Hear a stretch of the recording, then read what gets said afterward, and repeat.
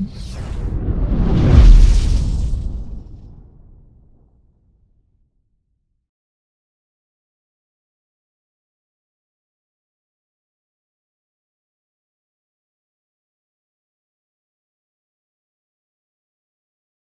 go. Welcome, everybody. The judge's orientation slideshow is about to begin. I'd like to let you know that the Quinte Regional Science and Technology Fair has been on the go for well over 60 years now, and it's been well supported by our community. So all of you are taking part in an institution that promotes science with our local students. Okay, so wait now.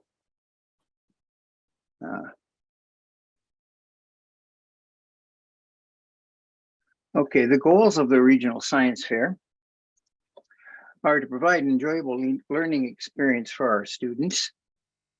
We wish to encourage students to extend their scientific knowledge, skills, and their value set. We want to provide an opportunity for students to communicate their understanding to a greater scientific community. And we wish to support the Ontario Science and Technology curriculum through inquiry-based learning. And as part of that, we work, some committee members work with schools throughout the school year and do presentations in the schools and help them with their judging and organization of their own science fairs. The QRSTF is a regional fair. That means that student projects come from the geographic area of Hastings and Prince Edward counties. If you live in that geographical area, then you're eligible to come to the fair. Normally, the projects are referred by school fairs in our area, so winners there, high school science classes or clubs, and the homeschool community all contribute projects to the fair. I might add that during COVID, we took, we had a lot of trouble getting a lot of participation, but we're anticipating a rebound this year. Beyond the actual regional fair, our winners go to the Canada-wide Science Fair. We send 5 students from grades 7 to 12. This represents an all expenses paid 7-day trip, and this year it will be to Edmonton. We've had excellent results at the national level. We attribute this to the support of many individuals and organizations, as well as the youth who show their enthusiasm for science. The students get quite a bit of coaching between our fair and the regional the Canada-wide to up their game to the national level.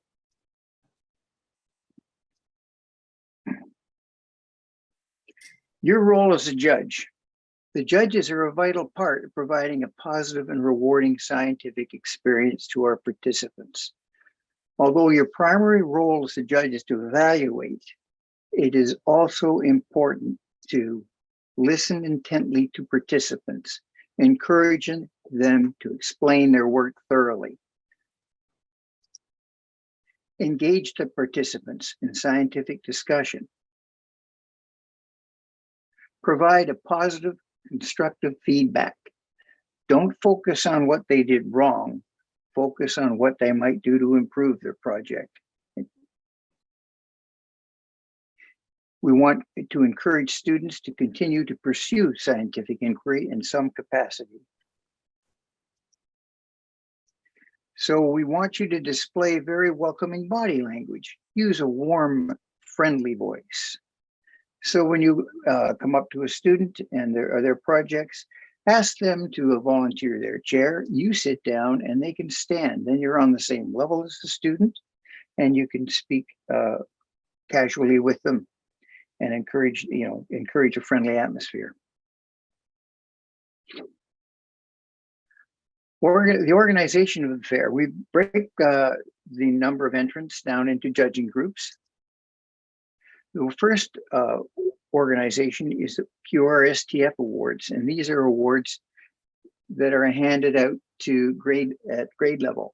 So in the first round judging, which many of you will be a part of, you'll be given a group of 5 or 6 projects in one particular grade. and you'll be asked to pick the first out of that group. In the second round judging, all the firsts in the groups are ranked, and we determine the best in grade. So there'll be the best in grade 5, the best in grade 6, and so on. There is a third round of judging. The best in grades are, we look for the best in division. So we will hand out the best in junior, grades 4 to 6, a best in intermediate, grades 7 or 8, and a best in senior, 9 to 12. In addition, we have what's called special awards judging. Businesses and individuals in the community who wish to contribute an award to the fair are recognized, and the students get to select 3 different awards they'd like to apply to based on how appropriate their project is to meeting the criteria of that particular award. And lastly, we have the Canada-wide judging, and this is done somewhat separately to choose the best 5 students, 7 to 12. And I'll be speaking more about the Canada-wide judging later. Your first round judging schedule.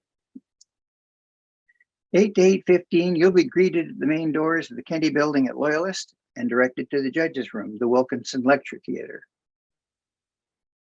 8:15 to 8:30, or as soon as you get there, you'll pick up your judge's envelope at the entrance to the judges' room. You'll meet your partner, if you have one, and preview projects. There will be listings within the judging envelope, summaries of each project, and partake in our lavish continental breakfast. We will be supplying coffee, tea, and pastries. 8:30 to 9, chair's remarks. I'll be going over somewhat different, giving a judge's briefing at that point, and you'll continue previewing because the judging on the floor does not start until 9 o'clock, but you will be getting yourself organized between 8:30 and 9.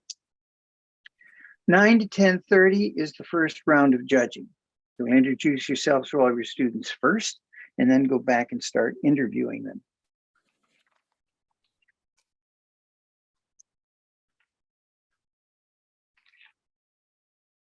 (10:30 to 11, 10:55), you'll return to the judging room to discuss project placements and complete a ranking sheet, which will be lime green, and you'll see an example shortly.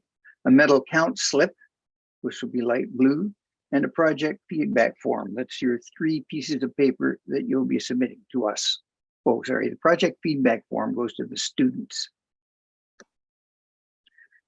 So the ranking sheet, which ranks the projects you've been assigned in order of 1 to 6, if there are 6, and the medal count slip, both of these get submitted to the committee office, and that's at the back of the Wilkinson Theatre. That'll be pointed out to you when you're there. You'll get, once you turn those pieces of paper in, you'll get the needed medals and ribbons that you're going to hand out as the last part of your job. 11 to 11:20 or 11:30, you'll hand out participation certificates, placements, ribbons and medals, and debrief students using the project feedback forms. 11 to 20, 11:30, you'll fill out your STF feedback forms. That's the feedback to us on how well we've done, and you can provide all kinds of suggestions for improvement. We look at these very carefully in an effort to try and make our fair better every year. At this time, you've completed the judging process for round 1 judging. Those of you who have suggested that you might help with round 2 judging or awards judging may find yourself with another envelope about that time. 11:30 to 12:30, the cafeteria is open for lunch. Public viewing begins. We don't provide you with lunch, but we do provide you the opportunity to buy lunch. So this is what the ranking sheet will look like. The type will be somewhat different, but the color is what's going to catch you. There will be the project titles of each of the projects you'll be judging. And then on the column that says rank, you just put the numbers, the rank in. 1, 2, 3, 4, 5, or whatever it is. Put them in the correct order. The medal count form is because you're going to be giving out the silver medals and the bronze medals to the students on the floor, and you'll need to determine how many of those you want. For instance, if you have a partner project, you're going to need 2 silvers. And if you don't have a partner project, you only need 1 silver. So you circle the number you need and indicate when you turn this into the committee room, and the lovely ladies that are there will hand you back the number of medals you need, along with any ribbons you may need. It's important to fill this in because once you turn in your ranking sheet, this is the only record you're going to have of how your group is done. So you'll need this in order to go out and hand out your awards and ribbons.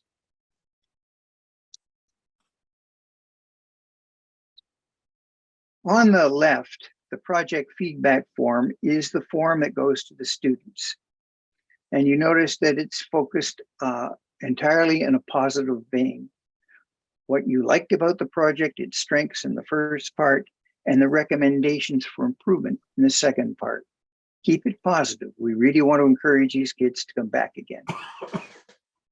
On the right is the judge's feedback form, and that's the form you'll submit to us, telling us how we can improve our game.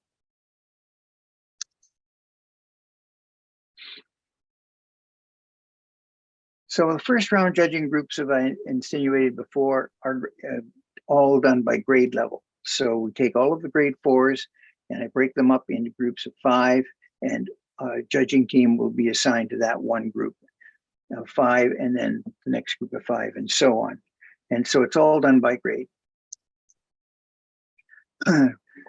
You'll witness different kinds of projects. There'll be experiments, case studies, and innovations. Each type is equally valid and should be considered as such.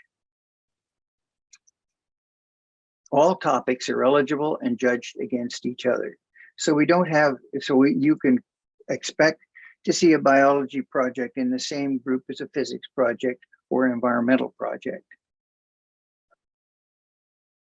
The emphasis is on process and communication while you're judging, okay?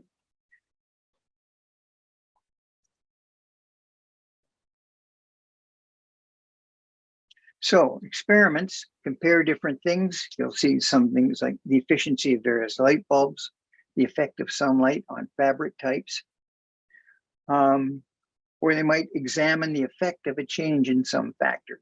The effect of daylight length on plant growth would be an example, or the effect of temperature on cyanoacrylic glue. Studies, the difference between a study and an experiment is the studies collect and analyze information as opposed to manipulating variables. So something like loon habitats, meteors and human history, or the age of airliners and crash probabilities. Innovations develop new devices. There are typically our engineering projects, biodegradable golf tees, a voice controlled faucet, binocular robotic vision. These are all examples of projects that have appeared at our fair. Now, this is a key point and makes a huge difference in the amount of time it takes for you to do your task. Your evaluative role is to rank the projects: first, second, third, honorable mention. The judging form, which you'll be introduced to in a minute, is to be used mostly as a guide for your ranking. In other words, you're not expected to come up with a mark for each student.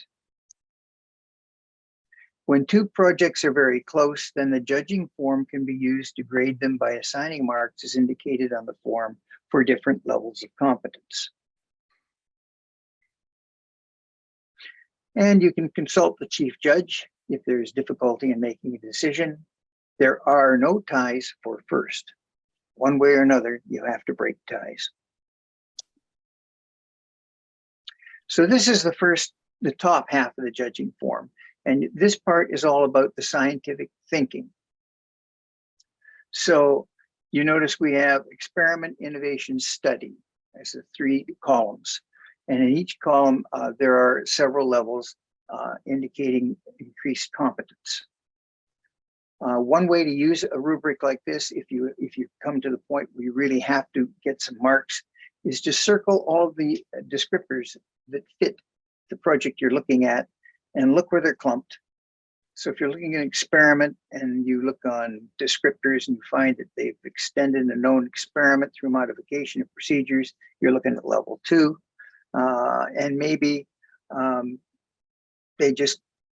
there wasn't much in the data gathering, so it's a low level 2, and you're going to give them something like a 31 out of 50 on scientific thinking, that kind of thing.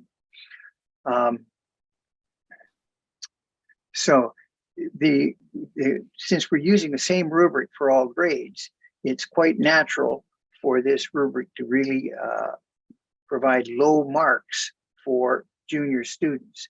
And that's not to be worried about, because the students do not see this. It's only a guide for you.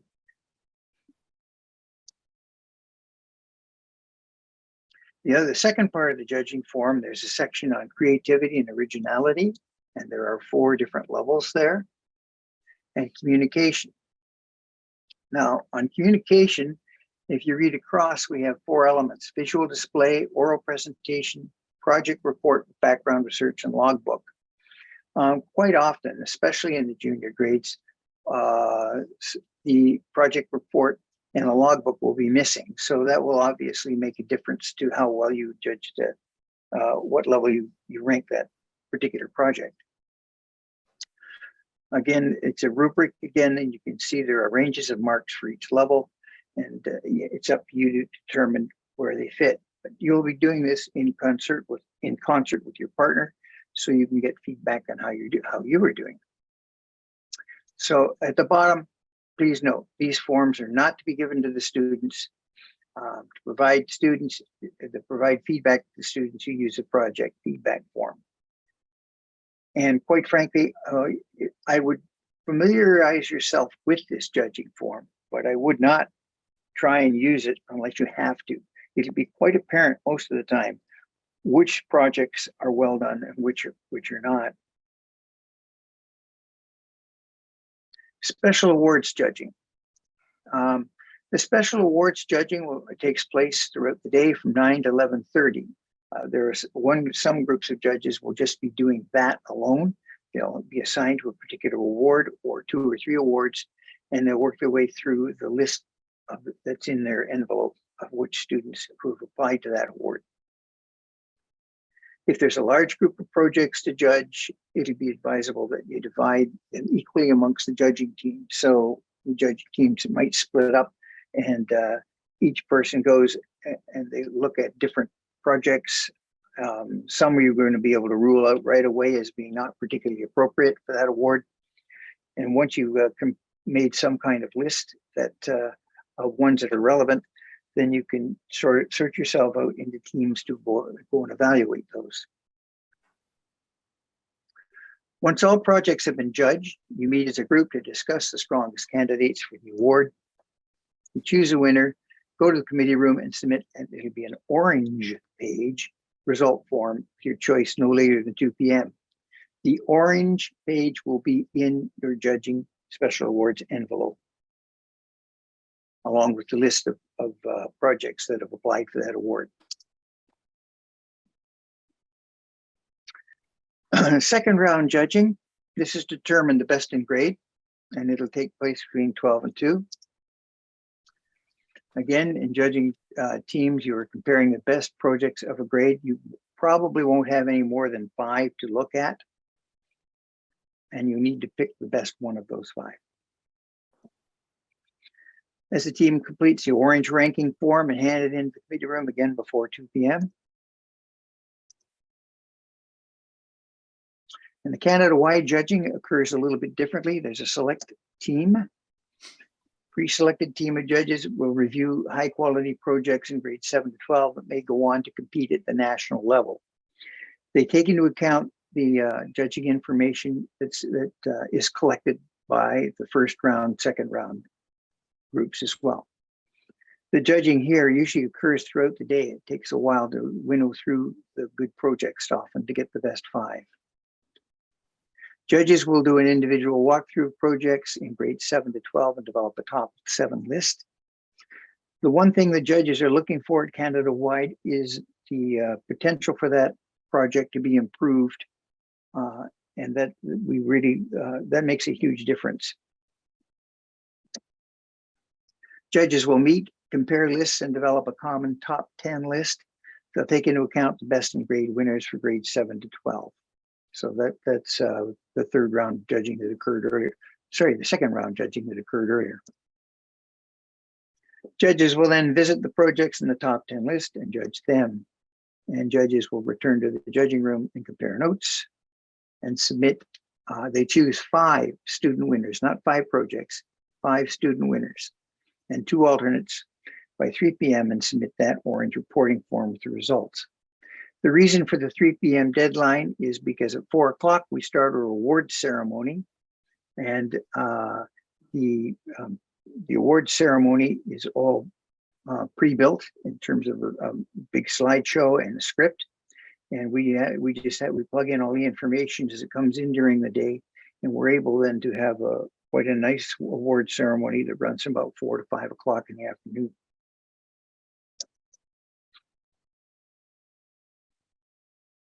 Some additional information that you might need. If you have difficulty locating a project or participant, please report to the info desk and they can direct you. In your judge's envelope, you will have a map. And in the map, every project will be marked on the map. Any questions concerning judging procedures can be directed to the chief judge. And for this year, that's me. If you are unable to come to an agreement about placing in your category, please confer with the chief judge. Any concerns you may have about a project must be taken up with the chief judge. For instance, if you think it's had too much parental support and the student can't talk the talk, don't discuss it with the student, discuss it with me, please.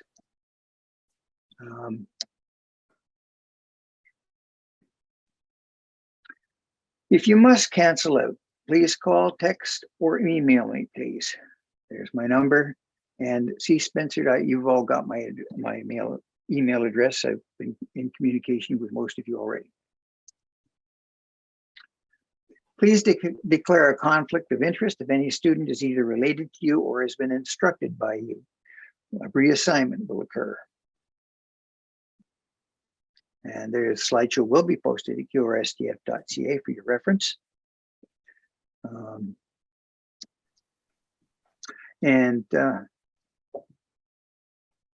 That's it, folks. That's in a nutshell what's going on. We do run a positive fair. We have a lot of good feedback on how well the students do. And the biggest part of making this a great experience for the students is how well our judges interact with them. So we really thank you all for volunteering and for taking time to watch this slideshow. We hope to see you all April 15th, bright and early. And thank you very much for coming tonight. And if you have questions, you can come through, you can ask them now. I'll stop the screen share here.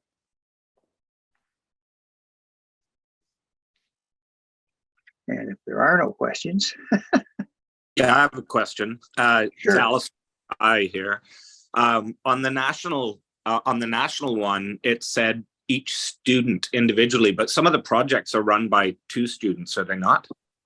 Yes, and what that means is that if we choose a project with 2 students, that's 2 of our 5 spots used up. And we can then choose either 3 more projects or another pairs project and 1 student. So yeah, it's 5 students, not 5 projects that move on to the national. Thanks. Anyone else have questions? Yeah, Chris, Jeff Cudmore here. Yes. Just wondering about if there are any COVID protocols, masking, whatever on the day. Large number of people. Um, we're inclined not to, and I'll tell you why. The gym is a big, wide open space. The projects are going to be pretty well spaced. I would say that it's rather than insisting on a masking protocol, we will leave it up to the individuals. That's my feeling at the moment, unless we have a groundswell stating that we should really all mask. That's where we stand at the moment. Okay, thank you.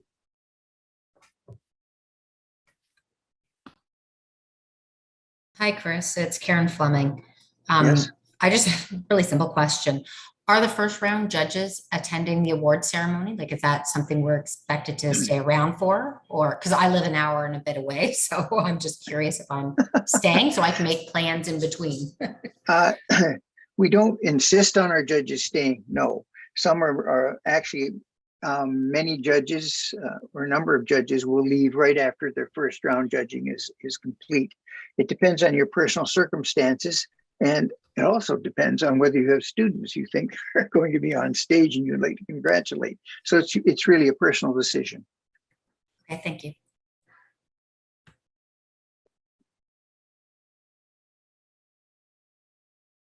Well, If no one else is going to ask a question, I'll ask one again. go right ahead. I can't recall if I offered to judge second round. How do I find that out? Or like, will you let us know if I'm just, again, so I can plan my day? Yeah. Because I'm driving in from out of town. So how would I find that out? Yeah, I have that information, but I have it on a different screen. Just at some point in time, you mind getting back to me about that? That'd be great. I put it in the chat as a message directly to you too. So I'll do this. I have my little notebook here, Karen. I mean, and you want to know if oh yeah, second round or not. Second round.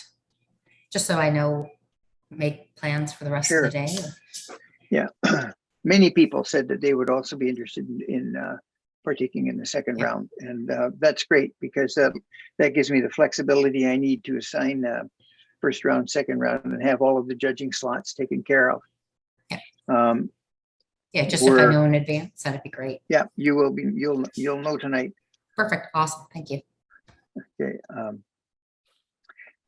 We're just as a heads up, our numbers have not rebounded to what they were before COVID, but they're way up compared to what they were last year and the year before.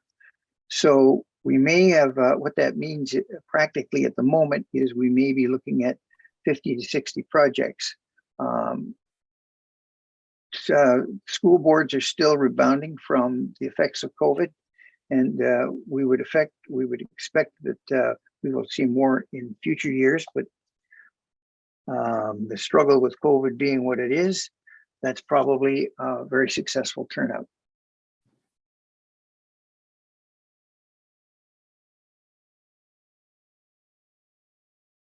Okay. No one asks questions. I'm happy to. What's the distribution of, like, how many sort of grade fours are there? Like, is it mostly high school? Like, what's our sort of distribution of grade levels that we're looking at? I'm curious. It's mostly 4 to 8, and okay. we have some high schools. The difficulty with high schools, there's twofold. Senior students often have jobs, so coming out on a weekend is difficult. The other thing that goes on in high school is the semester system is sort of makes it difficult because if they start a project in the first semester, they're done then in February, and the fair is not till April. And there's not quite enough time for a senior student to do a good project between the end of February and April. So it takes a different kind of organization than whereas the public schools, of course, start their science fairs usually right after Christmas, and they have quite an adequate amount of time to have a good fair and get a good representation. Thank you. And that's, by the way, that's not just a problem here, that's a problem right across the nation. With all of the science fairs suffer the same issue wherever there's semestered schools in secondary. Actually, I expected it to be the opposite, so that's good to hear. It's nice to hear that there are the young ones. I thought it'd be more the students who are looking for careers in science would have been Well, the ones doing it, so. the senior students that do it do end up with projects that do lead to careers in science. There was a group of students that went through our fair, and they ended up in they're either professors or doctors or working for Amazon or Apple or all of these with PhDs. So it really does lead on to, and we really encourage the high school students to do it, because especially the ones that go to Canada Wide get a huge lift.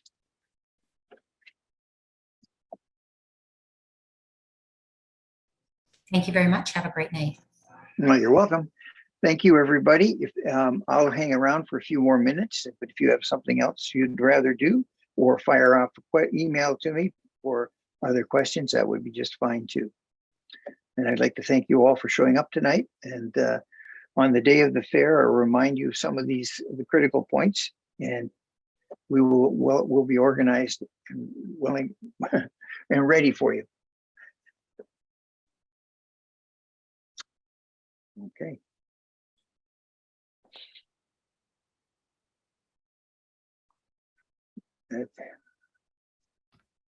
Yeah, that was a good night. Thank you. And I'll stay on for anybody.